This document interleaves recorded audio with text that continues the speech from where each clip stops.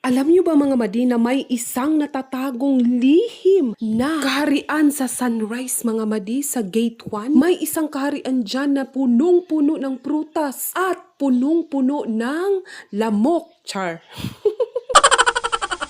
Pero ito talaga mga madi, seryoso talaga to mga madi. Kumuha kami dyan ng saging para aming lutuin kasi ang sarap talaga ng mga saging dito mga madi. Ang sarap ng variety ng saging dito mga madi. Kaya ayun, nag-aya yung pinsan ko na kumuha doon sa lote nila doon sa Sunrise ng saging kasi wala naman kaming nagawa, wala kaming ginagawa, tapos wala kaming trip ngayon. Kaya ayun, pumunta agad kami sa Sunrise para kumuha ng saging para lutuin sa bahay nila Kim doon sa Lumakil mga madi. Alam nyo ba mga madi, nung grade 2 pa lang ako is nakatira kami dito sa Sunrise mga madi. Tapos noon mga madi is nasa taas pa yung bahay namin mga madi. Kasama ko ang pamilya ni Nelsie, tapos yung iba ko pang mga pinsan mga madi. Kaso mga madi, yung bahay namin noon mga madi, sa likod is merong bangin. Mataas na bangin mga madi. Isang gabi mga madi, biglang lumakas ng bonggang-bongga yung ulan mga madi. Tapos yung baha mga madi, parang inaanod na yung lupa. Kaya yung bahay namin mga madi, muntikan ng mahulog.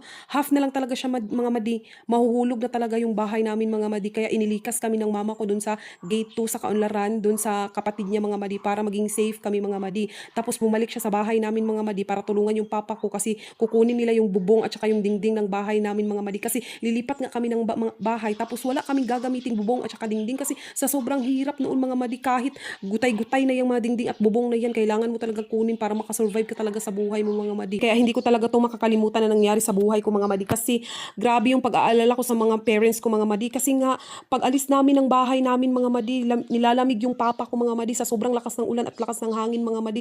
Tapos kitang-kita ko pa na yung bahay namin is half na lang mahuhulog na. Iniisip ko baka masama si mama at papa na mahulog doon. Siyempre bata ka pag grade 2 ka pa. Siyempre yung ano mo isip mo yung mama ko paano na yung papa ko. Naawa ako sa papa ko mga madi kasi pinilit niya talagang kunin ang bubong at saka dingding para sa lilipatan naming bahay mga madi is may magamit kami mga madi kasi ang hirap talaga ng buhay noon mga madi. Lagi lang kaming nagkukuha ng tangkong dito sa sa baba ng creek mga madi para ibenta sa gate 2. Yan, nagbebenta ako sa gate 2. Inaano ko yung buong gate 2 para makabenta ako ng kangkong mga madi. Ay pagka-perfect talaga ng buhay ko dati mga bata pa lang talaga ako madi. Trained na talaga ako na magbenta mga madi. Kaya walang hiya na talaga ako magbenta ngayon mga madi. Ngayong malaki na ako mga madi. Bongga rin naman siya kasi nga na-train ako bata pa lang kaya paglaki ko talagang nagbebenta ako kahit nung nagtatrabaho ako sa Jensen mga madi. Nagbebenta pa rin ako doon mga perfume, mga Mary Kay, mga chichirya at saka mga juice. Ay hindi talaga ako nahihiya magbenta mga madi. Tapos noon mga madi nung first year high school ako mga madi talagang nagbenta din ako ng ice cream madi. Yung tulak-tulak na ice cream, yung dirty ice cream mga madi. Ay na-try ko din yung ibenta mga madi. Perfect talaga kay na-train talaga ako pagbibenta mga madi. Mga madi, alam nyo bang natatawa ako kapag naalala ko mga madi na nagbenta kaming dalawa ni Nelsie ng ice cream nung first year high school pa lang ako mga madi. Kasi nga mga madi, siya ang taga-tulak mga madi. Tapos ako yung taga